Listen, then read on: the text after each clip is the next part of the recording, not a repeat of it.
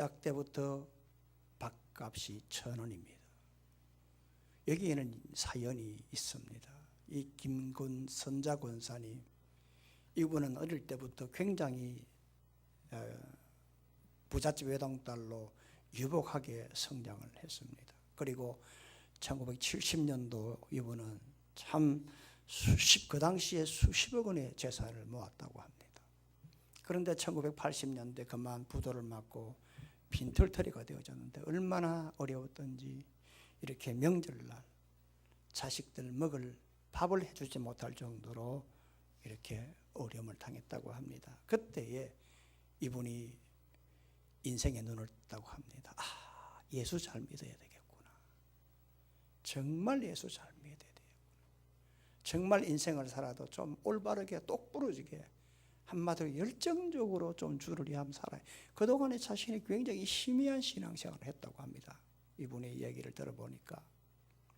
그래서 이제는 내가 정말 좀 인생을 좀 의미 있게 좀 보람 있는 일을 한번 하다가 이제는 살아야 되겠다 하는 그런 깨달음이 왔다고 합니다. 그래서 이분이 돈을 조금씩 벌면서 깨달음이 온 게 다시는 자신의 과거처럼 밥 굶는 그런 사람이 없으면 좋겠다 생각을 하고 식당을 열었는데 처음에는 무료급식을 하려고 하다가 그러면 사람들이 기분 나빠하겠죠 싶어서 자존심값, 그분의 표현대로 자존심 밥값 1,000원만 받기로 이렇게 결정을 하고 식당을 시작했다고 합니다. 그렇게 시작을 하니까 그 시장, 그 재래시장이니까 대이시장 거기 보면 가난한 사람들 그리고 시장 사람들이 막 이렇게 찾아오기 시작하는데 밥값 1,000원이니까 많이 팔면 팔수록 적자 폭이 커지는 그런 구조 아니겠습니까? 생각을 해보세요. 남는 게 없으니까 많이 팔면 팔수록 더 손해보는 장사인데 그럼에도 불구하고 이분은 꾸준하게 자신의 생각대로 그렇게 식당을 경영했다고 합니다. 그런데 이분이 어느 날 그만 암에 걸리고 말았습니다. 그 대정암에 걸렸는데 이분이 항암 치료 받고 3차 넘어가고 4차 넘어가면 그때부터는 사람이 완전히 번아웃 됩니다. 항암 치료를 7차 받으면 이렇게 3차 넘어가면 보통 1박 2일 병원에서 요양을 해야 됩니다. 그런 시간을 빼놓고 계속 식당을 했다고 합니다. 이런 선행이 어느 보도매체에 알려져서 인터뷰를 했다고 합니다. 어떻게 해서 이런 몸으로 이렇게 밥값을 1,000원을 받고 이렇게 봉사할 수 있느냐 했을 때 이 김선자 권사님께서 이런 말을 했습니다. 병원에서는 6개월밖에 살지 못한다고 했는데 지금 그 기간이 훨씬 넘었는데도 아직까지 살아 있습니다. 6개월만 살더라도 내가 이웃에게 밥 한 끼 대접하고 사는 게 나은가? 천국 가는 게 나은가? 아니면 병에 찌들려 징징거리며 살다가 내가 죽는 게 나은가 생각을 해봤습니다. 나는 앞으로 얼마 더 살지 모르겠지만 남은 인생, 남은 시간 보람 있게 살고 싶습니다. 인터뷰 때 그런 말을 했습니다. 무슨 말입니까? 정말 주님 앞에 예수 잘 믿고 진짜 열정의 신앙생활을 하다가 천국 가고 싶다는 표현 아니겠습니까? 결국 이 김선자 권사님 하나님의 부름을 받았습니다. 그런데 놀라운 것은 그 대인시장의 상인들이 이런 식당은 문을 닫으면 안 된다. 그 대인시장 안에서, 재래시장 안에서 그 식당에 이걸 유지해야 된다 해서 그 지금 그 대인시장 안에 있는 시장 조합원들이 이 식당을 경영하고 있다는 사실을 제가 알고 있습니다. 여러분, 세상을 살아가면서 말이죠, 눈만 살짝 돌려도 자신의 관심을 빼앗아가고 그리고 그 사람의 혼을 빼앗아가는 일들이 너무나 많죠. 그러나 세상에서 관심을 가지고 혼을 빼앗아가는 그런 일들 가운데 열정을 바칠 만한 그런 일들이 그렇게 많지 않습니다. 여러분, 발명가 에디슨을 여러분 한번 찾아보시면 거기에 답을 찾을 수가 있는데 에디슨은 기머거리입니다. 왜냐하면 이분은 열차에서 자신의 그 연구실을 이렇게 가지고 연구를 하다가 열차가 달리다가 그만 철로에서 덜커덩거리는 바람에 알코올 램프가 떨어져 가지고 연구실이 완전히 불이 났어요. 그 달리던 열차에서 뛰어내리다가 그만 실명하고 말았습니다. 그럼에도 불구하고 발명왕이 되어졌을 때 어떻게 이런 발명왕이 되어졌느냐라고 했을 때에 에디슨이 이런 말을 했습니다. 내가 세상의 소리를 들을 수 없어서 연구에 몰입할 수 있었기 때문에 되었습니다. 몰입입니다. 집중입니다. 열정입니다. 가장 행복한 사람은 자신의 관심을 완전히 사로잡는 그런 의미 있는 일에 미친 사람, 바로 이런 사람, 몰입하는 사람, 열정을 가진 사람, 바로 이런 사람이 가장 행복한 사람이라고 말씀합니다. 여러분, 우리 모두는 다 예수의 사람이요, 우리 모두는 다 신앙의 생활을 하고 있습니다. 신앙생활이 뭘까? 우리는 이 의미를 한번 좀 생각해 볼 필요가 있습니다. 정말 우리가 예수 믿는 게 이게 무의미한 일인가? 의미 있는 일인가를 생각해 볼 때 우리는 분명히 의미 있는 일이라고 그렇게 답을 할 것입니다. 그렇다면 예수의 사람으로서 우리가 예수 믿는 일이 의미 있는 일이라고 한다면 그 신앙생활에 대해서 우리는 집중해야 할 필요가 있고 열정을 가질 필요가 있고 거기에 완전히 몰입할 이유가 여기에 있는 것입니다. 누가복음 12장 49절의 말씀에 예수님이 분명히 말씀했습니다. 내가 불을 땅에 던지러 왔노니 이 불이 이미 붙었으면 내가 무엇을 원하리요? 무슨 말이냐면 우리 예수님은 우리에게 불을 던지러 왔다고 합니다. 불을 던지러 왔다고 말씀합니다. 주님은 예수의 사람이 언제나 뜨거운 영혼의 불꽃이 활활 타도록 하기 위해서 이 땅에 불을 던지기 위해서 이 땅에 와셨고 불을 던졌다고 말씀합니다. 이 불은 주님과 우리 사이에 막혀있는 그런 더러운 죄를 태우는 불이요, 희미한 우리의 영혼에 활활 열정의 신앙이 될 수 있도록 다시 재점화시키는 불이요, 우리의 마음에 어눌한 그러한 어둠 속에 달려가는 오늘 우리의 침체한 우리에게 밝은 빛을 주는 불이요, 우리에게 참으로 다시 한 번 더 열정적인 신앙을 할 수 있도록 동력을 주는 불이요, 우리 예수님 이런 불을 우리에게 주기 위해서 이 땅에 오셨다고 말씀합니다. 따라서 예수의 사람이 이러한 불을 받을 때에 그 불이 너무나 뜨거워서 더러운 죄를, 우리 속에 있는 더러운 죄를 다 태워버리고 그리고 죄로부터 멀어지고 이 불을 통해서 우리 모두가 다 성령의 지배를 받는 성령의 사람이 된다고 성경은 말씀하고 있습니다. 우리 예수님은 이러한 신앙을 생활을 하고 있는 예수의 사람인 우리들에게 이런 뜨거운 열정을 원합니다. 몰입을 원합니다. 집중을 원합니다. 성령 지배를 원합니다. 그러므로 무엇이 성령 지배를 받느냐? 바로 신앙의 열정을 가진 사람, 열정의 신앙의 모습을 가지고 달려가는 바로 이런 사람들이 성령 지배의 신앙인이 될 수 있다. 오늘 성경은 이렇게 말씀하고 있습니다. 우리 모두가 다 이 시간에 열정의 신앙의 생활을 통해서 성령 지배를 받고 주님이 던져주신 그 불의 의미를 알고 우리 이 세상, 한 세상 의미 있게 살아가는 우리 모두가 되기를 예수님의 이름으로 축원합니다. 그러면 우리가 어떻게 하면 성령 지배를 받을 수 있겠느냐 하면 제일 먼저 우선순위를 제대로 하는 신앙생활을 해야 합니다. 18절을 한번 다 같이 읽어봅니다. 18절입니다. 시작. 바울은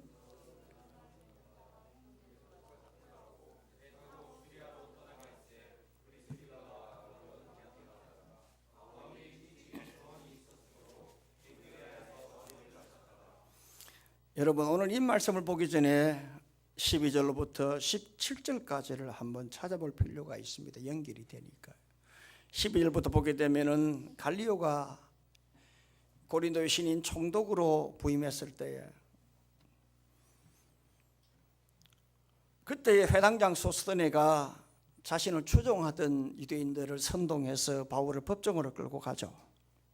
13절 보면은 그 고발한 내용이 뭐냐 하면 이 사람이 율법을 어기면서 하나님을 경외하라고 사람들을 권한다라고 했습니다. 여기 보게 되면 율법이라고 하니까 그저 하나님의 법이라고 생각하지만 헬라 원문을 보게 되면 이건 율법이 아니라 로마법을 말합니다. 다시 말하게 되면 이 회당장 소스더네가 하나님에 대한 신앙 문제에 대해서 이 사람은 정치 문제로 바꾸어서 고발을 했다 이 말입니다. 그 고발의 내용이 뭐냐? 15절 말씀 보니까 언어와 명칭과 너희 법 율법에 대해서 오늘 지금 현재로 이 갈리오 총독이 뭐라고 하느냐? 이 고발하는 정치 문제로 고발하는데 가만히 갈리오 총독이 들어보니까 이건 분명히 정치 문제가 아니라 종교 문제라 이 말이죠. 그래서 너희 문제가 고발에 대한 내용이 언어와 명칭과 너희 법 율법에 관한 것이며 내가 상관하지 않겠다. 그래서 유대인들의 고발을 아예 그냥 각하시켜버리고 맙니다. 그러니까 이 회당장 소스드네와 선동당한 이 유대인들이 성복을 하지 않고 그게 소란을 지르죠. 소란을 지르니까 이 지금 총독이 퇴장시켜버리고 맙니다. 쫓아냅니다. 16절 말씀을 보게 되면. 그런데 그 장면을 가만히 목격한 고린도인들이 이건 해도 너무한 거예요. 애매한 지금 바울이 잡혀온 것도 뿐만 아니라 그 총독에 대해서 반항을 하고 그리고 거기에 대해서 막 달려들고 하니까 세상에 어떤 일이 일어나냐니까 지금 17절에 고린도 사람들이 지금 소스더네를 법정 앞에서 지금 완전히 집단 폭행을 하고 있습니다. 결국에는 여러분 한번 보십시오. 이 회당장 소스더네가 바울을 정치 문제로 올가매어 가지고 완전히 이렇게 잡아 죽이려고 했던 이 계획이 수포로 돌아가고 이 사건을 통해서 이 이후로 놀라운 것은 뭐냐 하면 역설적으로 바울은 이 사건 소스대 사건 이후로 자유롭게 복음을 전파할 수 있는 길이 열린 것입니다. 놀라운 것은 여러분 이 17절 말씀 보게 되면은 법정 앞에서 소스덴을 때렸다라고 하니 때리다 이 말은 뭐냐? 팁토란 말인데 이 팁토란 말은 몽둥으로 치다, 주먹으로 치다 그런 뜻을 가지고 있습니다. 그러니까 지금 거의 죽음 직전까지 갔습니다. 고린도 사람들이 얼마나 두들겨 팼는지 기진맥진할 정도로 완전하게 죽음 상태로 왔습니다. 이게 취했습니다만 더 놀라운 것은 그 선동당한 이 유대인들이 방관하고 있었다. 누구 한 사람이라도 그만 때리라 나가서 말린 사람이 아무도 없었다는 겁니다. 이처럼 여러분 사도 바울의 사역, 고린도에서의 사도 바울의 사역은 딱 소스든의 사건으로 딱 가름이 됩니다. 이 사건 전에는 핍박을 받았습니다. 그러나 소스든의 사건 이후로는 자유롭게 1년 6개월 동안 자유롭게 복음을 전가하는, 그래서 총 1년 6개월 동안 사역을 하는데 소스든의 사건 이전과 이후로 딱 가름이 되는 것입니다. 이 이유를 우리가 알아야 합니다. 무엇을 우선으로 살아야 되느냐? 우리가 무엇을 우선으로 살아야 되느냐? 우리가 눈앞에 보이는 것만 있으면 나를 위해 살 수가 있지만 나 자신은 주를 위해 산다라고 생각을 하게 되면 어느 순간에는 처음에는 고난이지만 그러나 우선순위를 분명하게 되면 그 이유는 뭐냐? 평탄한 길이 열린다는 것을 이 사건을 통해서 알 수가 있습니다. 그리고 난 다음에 18절을 우리가 넘어오면서 바울이 드디어 고린도를 떠나게 됩니다. 이제 2차 전도를 마무리하기 위해서 사도 바울이 떠날 때에 이제 여기 보니까 그동안에 1년 6개월 동안 같이 동역했던 아굴라 부부도 바울과 같이 이제 고린도를 떠나게 됩니다. 여러분 아시겠지만 제가 한 2번 이야기했지만 이 브리스길라 아굴라, 그러니까 남편은 아굴라죠. 아굴라 부부가 어떤 사람인가 말씀을 많이 들었을 것입니다. 로마에서 추방된 사람이죠. 그리고 새롭게 고린도로 와서 거기에 정착을 하면서 바울로 복음을 듣고 이 아굴라 부부가 인생이 달라진 것입니다. 복음을 통해서 인생관이 변화된 것입니다. 그래서 이들이 인생이 달라지자 의미를 알게 되고 그리고 그 가치를 알게 되자 무엇이 우선인가? 이 사람들이 오늘 무엇을 위해 사는 것보다 내 자신이 어떻게 살아야 할 것인가? 인생의 우선순위를 알게 되어졌습니다. 잘 먹고 잘 사는 것도 좋습니다.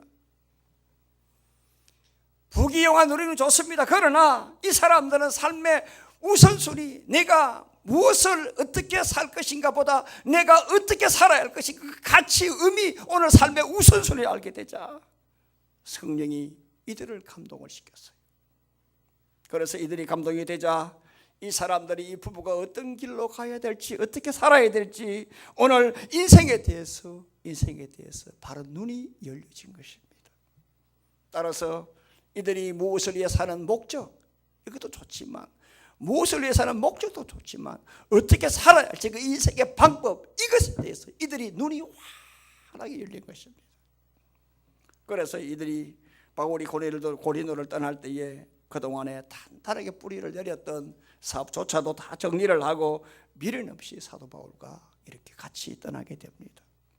그래서 우리가 이 사도 바울의 소스돈의 사건을 통해서 또 고린도를 떠나는 이 바울과 같이 동행하는 이 브리스길라와 아굴라 이 부부의 삶을 통해서 우리가 교훈받을 수 있는 것은 뭐냐 하면, 인생에서 가장 가치 있는 일이 무엇인가, 여기에 우선순위를 두는 것이 바로 성령의 역사하는 지름길이라는 것을 배울 수가 있습니다. 나를 우선하게 되면 여러분 핍박받을 수 없죠. 핍박받을 일이 없죠. 내 우선하게 되면 고생, 사사할 일이 없죠. 그렇지만 바울은 소스도네 앞에서 법정에 끌려갔을 때에 지금 소스도네가 지금 율법에 관해서 지금 이 사람이 지금 정치 문제로 이 사람이 이 성을 소란케 한다라고 할 때 14절 말씀 보게 되면 바울이 입을 여는 말을 딱 하려고 하잖아요. 이게 무슨 말이냐면 아니다 이 말이거든요. 복음이 우선이다 이 말이거든요. 그런데 벌써 그 당시에 갈리오 총독은 15절부터 보세요. 딱 보게 되면 무슨 말을 하냐면 말귀를 알아먹었어요. 이 사람이 총독이. 그리고 바울이 입을 딱 막았어요. 무슨 말이죠? 나는 너의 말을 한다 이 말입니다. 그래 너는 가만히 있어라. 내가 대언해 주겠다 이 말입니다. 그러니까 여러분 우선순위를 알게 되면 하나님의 이방인을 통해서라도 이렇게 일을 만들어주는 그런 은혜가 있다는 사실을 알아야 합니다. 요한복음 21장 15절 말씀 보게 되면은 예수님께서 시몬에게 하시는 말씀이, 예수께서 시몬 베드로에게 이르시되 요한의 아들 시몬아 내가 이 사람들보다 나를 더 사랑하느냐 하시니 이르되 주님 그러하니이다 했어요. 이 사람들보다, 즉 이 세상 사람들보다 이 말이죠. 나를 더 우선할 수 있느냐 하는 것입니다. 그때 베드로가 하는 말이 주님 그렇습니다. 주님이 세상 사람들보다 나에게는 주님이 우선입니다라는. 내가 세상보다 이것보다 나를 더 맞습니다. 이런 우선순위를 가지자 성령이 그를 사로잡았어요. 성령이 그를 사로잡자 베드로가 십자가에 거꾸로 순교를 당할 수 있는 그런 길로 갈 수 있도록 은혜를 주신 것입니다. 여러분, 지금 월드비전 선교회를 여러분은 아실 겁니다. TV에도 한 번씩 월드비전이 나오죠. 이 월드비전의 본래 이름은 선명회입니다. 선명회. 이게 1960년 초에 창단이 되어졌어요. 그 어린이 합창단이 옛날에 선명회 어린이 합창단 유명했지 않습니까? 여기에는 초창기에는 전쟁 과들로 구성이 되어졌어요. 그래서 6.25 때 참전한 나라들을 이렇게 순회하면서 공연했는데요. 옛날 60년대에 미국 카네기 홀에서 공연했던 그 일화를 제가 한번 소개하고 싶습니다. 그때에 이 선명회가 미국 카네기 홀에서 이렇게 공연을 할 때 입추의 여지없이 많은 사람들이 이렇게 관람을 했습니다. 공연을 관람을 했습니다. 그러니까 지휘자나 반주자나 애들이나 다 초긴장을 했죠. 그런데 참 하나님의 은혜로 3번 앵콜을 받을 정도로 참 성황리에 모든 공연을 마치고 이제 무대를 이렇게 나가게 되는데, 뒤에서 이 지휘자가 이렇게 아이들 나가는 뒤에서 보니까 한 아이가 오리걸음으로 걸어가고 있는 거예요. 그 지휘자가 물었어요. 너 왜 그렇게 걷니? 너 왜 그렇게 걷니? 라고 하니까 오줌을 쌌어요. 뭐? 오줌을 쌌다고? 네. 꼬마가 고개를 숙였어요. 아니 여기가 어디라고 오줌을 싸니? 오줌이 말이면 살며시 화장실을 가야지. 이 무대에서 어떻게 오줌을 싸니? 국제적인 망신이야. 타박을 했어요. 그때 꼬마가 지휘자 선생님을 많이 쳐다보면서 이런 말을 했습니다. 선생님, 제가 화장실 가면 알토 파트가 엉망이 되잖아요. 그때에 그 지휘자 선생님은 어린 그 제자의 어깨를 부둥켜 안고 함께 울었습니다. 그래, 그랬구나. 여러분, 어린 아이도 무엇이 우선인가를 압니다. 내가 빠지면 이 알토파토가 이 공연이 엉망이 된다는 걸 알았습니다. 이 아이가 3번 앙콜할 때 얼마나 오줌이 말이 없겠습니까마는, 그러나 내가 빠지면 이게 안 된다는 우선을 알았기 때문에 오줌을 싸면서까지도 그 자리를 지켰다는 겁니다. 저는 이 일화를 보면서 너무 마음에 감동을 받았습니다. 나는 이 아이보다 나은가? 한번 물어보십시오. 나는 나의 다급한 일 우선이 아닌가? 한번 스스로 질문해 보십시오. 이 어린아이도 우선순위를 안다면 오늘 예수의 사람인 우리는 어디에 우선을 두고 신앙의 생활을 해야 될까? 예수님은 마음을 비우고 그 가난한 마음에 주를 우선하는 그러한 마음에 성령을 집어넣어 주시고 불을 주셔서 성령의 사람으로 사용한다는 사실을 우리는 알아야 합니다. 이런 은혜가 우리 모두에게 있기를 바랍니다. 두 번째로는 은혜를 아는 신앙생활을 하십시오. 은혜를 아는 신앙생활. 18절을 한번 다 같이 읽습니다. 시작. 바울은 더 여러 날 머물다가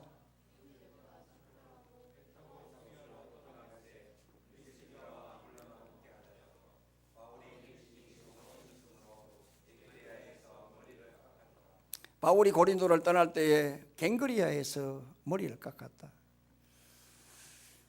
여기 보게 되면 바울이 일찍이 서원이 있었으므로 갱그리아에서 머리를 깎았다 할 때 언뜻 보면 무슨 서약을해서 머리를 깎았나? 그 생각을 할 수가 있습니다. 그러나 이 서약은 나시린 서약입니다. 나시린 서약을 여러분 아시죠? 독주를 마시지 않는 것 두 가지 있죠. 또 하나는 뭡니까? 평생 삭도를, 머리에 삭도를 대지 않는 것, 이 두 가지입니다. 그러니까 바울이 1년 6개월 동안 이 서약을 했기 때문에 장발이 될 수밖에 없죠. 머리가 길 수밖에 없죠. 그래서 이 바울이 일찍이 일찍이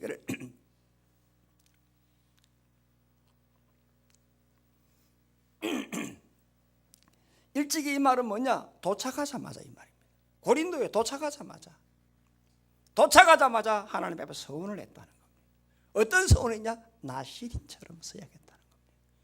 하나님, 내가 이곳을 떠날 때까지 나시린처럼 거룩하게, 그리고 하나님 약속을 지키겠습니다. 그래서 1년 6개월 동안 치렁치렁 머리를 기른 거죠. 실제로 사도 바울은 1년 6개월 동안 자신이 도착해서 서원을 하나님께 드린 그대로 그런 사역을 했습니다. 여러분 아십니까? 유럽에는 그들이 식사가 빵이죠. 그들은 빵을 먹을 때 우리처럼 맹물 마시지 않습니다. 뭘 마시죠? 포도즙을 마십니다. 왜 포도즙을 마십니까? 거기에는 물이 전부 다 섞였습니다. 뿌였습니다. 우리처럼 이러한 맥반석 생수 없습니다. 그러니까 거기 가서 물 마시면 바로 우리는 배탈합니다. 그러니까 거기 가면 항상 생수, 미네랄 워터를 안 마시면 안 되게 되어 있습니다. 그러니까 외국 팀들이 원정을 오게 되면 자기 나라에서 물을 가지고 오지, 물 가려게 되면 대한번 배앓이 하잖아요. 그러니까 지금 사도 바울은 지금 거기 가게 되면은 똑같이 빵을 먹을 때 하루 3끼 빵을 먹지 않습니까? 먹을 때에 포도즙을 마셔야 됩니다만 오늘 나시린 서약대로 독주 포도주 입에 손 안 댔습니다. 철저하게 서약대로 했습니다. 많은 사람이, 모든 사람들이 그런 일상의 생활할 때 사도 바울은 매일 3끼, 단 한 끼도 사도 바울은 그런 허약한 몸을 가지고 있음에도 불구하고 맹물로만 1년 6개월 동안 그가 빵으로 식사를 해용했습니다. 그리스 지역의 사람들의 식생활 습관은, 그들은 빵을 먹을 때에 그들은 자연적으로 물 대신 즙을 마시는 그것이 보편적이요, 생활이요, 그것이习습관이에요. 그러나 바울은 그것조차도 거부했다는 얘기입니다. 그래서 그가 이렇게 1년 6개월 동안 온전하게 사역을 하고, 몸이 약한 바울이지만 참 이렇게 맹물로 먹어도 배탈하지 않고 사역할 수 있도록 은혜 주신 그 하나님 앞에 참으로 그 감사해서 고린도를 떠날 때 외항 갱거리에서 머리를 깎았던 겁니다. 하나님 은혜 참 감사합니다, 이 말입니다. 나를 지켜준 하나님 참 고맙습니다. 이 서약의 이 표시가 머리를 깎았더라는 겁니다. 세계 최초의 흑인 오페라 가수인 마리아 앤더슨이라고 하는 분을 소개하겠습니다. 이분이 흑인으로서 오페라 가수가 된다는 것은 참 이 검긴데 그 분야에서 탁월한 성공을 이뤘을 때에 기자가 물었습니다. 어떻게 성공했습니까? 마리아 앤더슨이 하는 말이, 내가 어렸을 때부터 교회를 다녔는데요, 노래가 좋아서 찬양 대원을 하고 봉사를 했는데 한 번은 자신의 교회 솔리스트가 결석을 해서 자기가 대타로 노래를 했습니다. 그 찬양을 마치고 나니까 목사님이 너무 칭찬해 줘서 너무 기뻤습니다. 칭찬해 줘서 너무 기뻤습니다. 그 이후로부터 주일 예배에 단 한 번도 빠지지 않고 출석하면서 하나님이 자신에게 준 은혜를 기억하면서 은혜롭게 예배드리고 찬양을 했다고 합니다. 그러자 노래 실력이 날로 향상돼요. 하나님이 나에게 이런 은혜를 주셔서 내가 이렇게 성공할 수 있었지, 내 실력은 아무것도 없습니다, 고백을 했다고 합니다. 여러분, 우리는 하나님의 특별한 은혜를 받은 자 아닙니까? 첫째로 예수 믿는 은혜 아닙니까? 안 그렇습니까? 어떻게 여러분 우리가 예수를 믿고 이 자리에 앉아서 하나님을 구주로 고백할 수 있습니까? 하나님이 그런 믿도록 은혜를 안 주셨다면 절대로 될 수가 없습니다. 아멘입니까? 참말입니까? 진짜입니까? 하나님이 정말 예수님이 나의 구주라고 이런 믿음을 준 이 은혜, 믿음의 은혜가 아니면 절대로 이 자리에 앉아 있을 수 없어요. 이것뿐만 아니죠.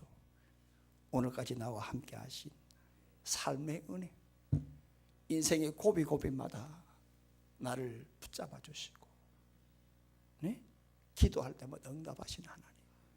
오늘 새벽에 시편 140편의 말씀 그대로 오늘 우리가 올무와 함정이 많은 이 세상에서 기도하니까 하나님께서 오늘 이 원수 앞에서 우리가 머리 다치지 않도록 머리를 숨겨주신 하나님 아닙니까? 이런 은혜를 받았다 아닙니까? 그러니 여기에는 우리의 힘, 우리의 재주가 하나 있을 수가 없는 것입니다. 사랑하는 우리 성도 여러분, 인간이 아무리 노력한다고 해도 다 되는 것도 아니고요, 운이 좋아서 다 되는 것도 아니요, 인생의 성패는 하나님의 손에 달려 있습니다. 하나님의 손 안에 있습니다, 여러분. 따라서 오늘 여러분들, 내가 인생을 살아갈 때 내가 힘이 좋아서 노력이 내가 해서 내가 우리 재주가 좋아서 내가 능력이 있어, 이게 아니라 오직 하나님의 은혜라고 된다면 여러분, 우리는 은혜를 잊지 말아야 됩니다. 그래서 우리는 항상 하나님이 나에게 주신 그 은혜를 항상 생각해야 됩니다. 보세요, 여러분, 생각이 감사가 오잖아요. 그렇잖아요. 감사해서 내가 주를 위해서 이런 은혜를 받았고 너무 좋아가 감사해, 내가 이렇게 살겠다 열정이 생기잖아요. 그 열정의 삶을 살 때에 불이 생기잖아요. 그 불이 성령의 지배를 하게 만들잖아요. 그러니까 은혜를 생각해야 돼요. 제가 원고를 정리를 하면서 이런 순서가 내 속에 있어야 됩니다. 감사가 오늘 나에게 참 열정을 주고, 열정의 불을 주고, 불이 바로 성령의 지배를 준다. 우리 모두가 다 이 은혜를 잊지 않는 이런 예수의 사람의 삶을 살기를 주의 이름으로 축원합니다. 또 하나는 희생을 자처하는 신앙생활을 하십시오. 희생을 자처하는 열정의 신앙의 생활을 하십시오. 19절로 21절까지 한번 다 같이 읽겠습니다. 자, 시작. 에베소에 와서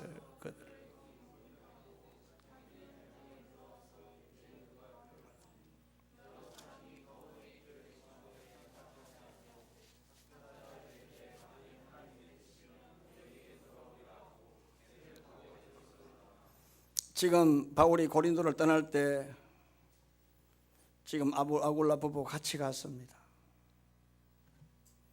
그리고 도착한 곳이 바로 어디냐 하면 에베소에 도착해서 지금 보니까 지금 거기에 지금 그들을 부부를 거기에 머물게 했습니다. 에베소를 저는 2번 갔습니다. 에베소는 당시 로마 제국 가운데 행정구역 중에 대로마 제국 행정구역 가운데 4번째 큰 도시였습니다. 그러니까 이 도시에는 무역과 상업, 인구, 대단한 도시, 없는 게 없는 도시였어요. 세계에서 신전 가운데 파르테논 신전이 제일 크죠. 그런데 에베소에 있는, 여러분 나중에 이제 보게 되면 에베소에서 바울이 지금 이제는 19장 보게 되면은 이 아데미 신전이 나오는데요. 이 아데미 신전은 뭐냐면 세계 7대 불가사의 가운데 하나입니다. 아데미 신전이 얼마나 큰가, 세계에서 가장 크다는 이 파르테논 신전보다 4배가 큽니다. 아데미 신전이. 그러니까 무역과 상업이 발달했죠. 그러니까 막 절기 때마다 많은 사람들이, 순례객들이 참배하기 위해서, 아데미 신전에 참석하기 위해서 이런 사람들이 에베소에 막 구름처럼 몰린 겁니다. 이 참배객들이. 그러니까 막 낮이면 낮이고 밤이면 밤이고 찬란한 불빛 속에서 흥청망청한 도시가 바로 이 에베소입니다. 바로 이런 도시에 바울 일행이 도착을 했습니다. 디모데와 실라도 같이 도착했고, 그리고 브리스길라 아굴라 부부도 같이 도착을 했습니다. 그런데 바울이 도착하자마자 여기에서 복음을 전한 다음에 많은 사람들이 성령의 감동을 받고 좀 더 머물면서 우리에게 복음을 전해달라고 했을 때에 하나님의 뜻이면 내가 다시 돌아오겠다라고 떠나면서 바울은 이곳 이 에베소의 세상에 그 초신자 아굴라 부부를 거기에 머물게 했습니다. 여기서부터 또한 우리가 좀 생각해 볼 필요가 있습니다.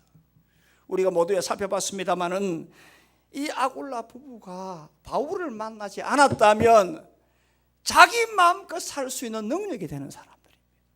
첫째로 이 사람들 로마 살았습니다. 수도권에 살았습니다. 죄송하지만 대우조선에 있는 많은 간부들 말이죠,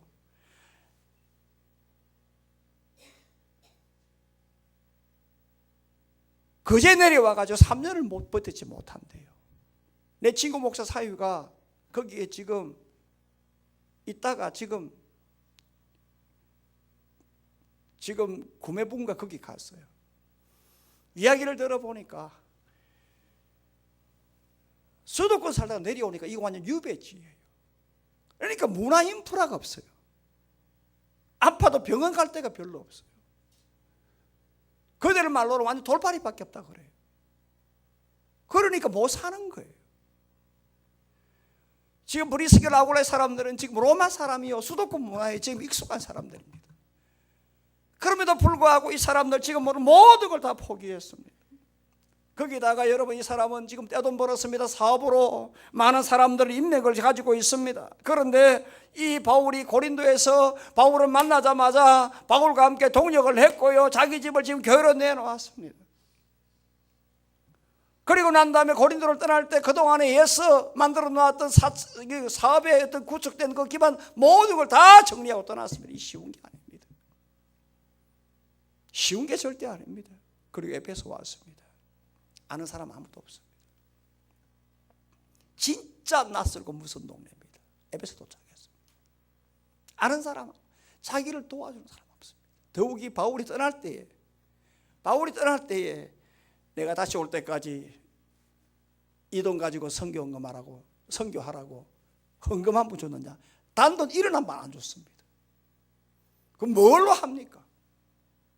그것뿐만 아니고 바울이 뭐라고 하느냐, 떠나면서 이 지역에서 내가 전도한 사람, 우리가 전도한 사람 네가 잘 키우고 그리고 전도하라고 돈 한 푼 안 주면서 부탁을 하고 가는 겁니다. 생각을 해보십시오. 기껏해야 바울이 떠나면서 격려하고 기도해 줬겠죠. 그러나 아굴라 부부 입장에서는 단돈 한 푼 없고 가진 거 자기 재산밖에 없이 사업 정리하고 가지고 그 이 돈 가지고 지금 종잣돈 가지고 복음을 지금 사역을 해야 되는 입장입니다. 희생 아니면 될 수가 없습니다. 내가 내 것을 내놓아야 되겠다는 이런 것 없으면 절대로 이 일에 동참할 수가 없어요. 그런데 여러분 보세요.